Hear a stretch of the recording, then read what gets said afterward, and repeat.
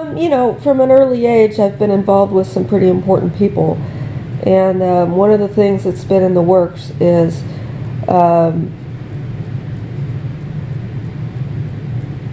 that we want to facilitate migration of population into various areas and out of other areas. There's a lot of resistance to that. A lot of people want to keep every child that they have. I'm having this conversation with Mongolia, but I'm really having this conversation with everyone. Right. So we have. I heard something on NPR this evening, about the repeal of Obama administration's restrictions on communities that have a lot of fees in their legal system and put people in jail if they can't pay them. And basically, they spin it as they're trying to fund the police or they're trying to fund the justice system. But what the real point of that is it's anti-vagrancy legislation. They want people to leave. The problem is right now there really aren't places that they can go and be successful. This thing that we're going to be doing out east is what that's going to be. But there are still going to be people that will not be suitable for that, and I don't want them to be taken to concentration camps and gassed.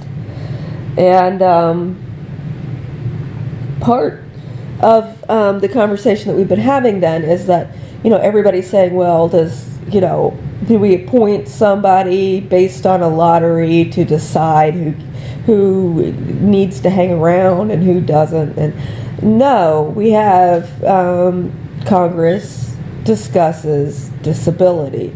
People have disability, then they're not going to have a place out east. Then they need to, those programs are going to be, maybe there'll be different programs for different things, but there are different kinds of people that are more,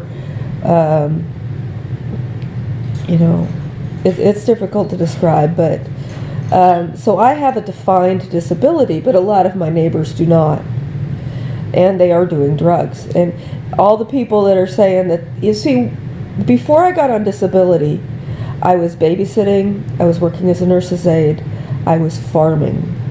Legally farming. I had goats, I had a garden, I had chickens, but I was competing for economic share in an economy that was set by criminality. That instead of making place for people at my level of the economy who could do the things that I could do, they had just rolled over me, made place for criminals instead. So, we will be trying to do more with that as possible, but there will still be disability. And a lot of that disability will be for women with polycystic ovarian syndrome, or what I've been calling ferretism. And I think that's polycystic. Women who are really women, basically, women who actually ovulate, women who actually have cycles, are not going to be real suitable for a lot of the standardized workforce. But some of us, because of the variation in it within a supportive community, can do various amounts of work. Some of us full-time, some of us more than full-time, some of us considerably less, and some of us are homemakers. But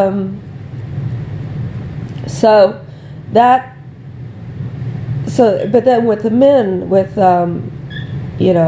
then I don't know, there's just a lot to this, but I believe it's illegal and criminals, when people engage in criminality, they will not be told they can sit for 15 years doing nothing. That is done too.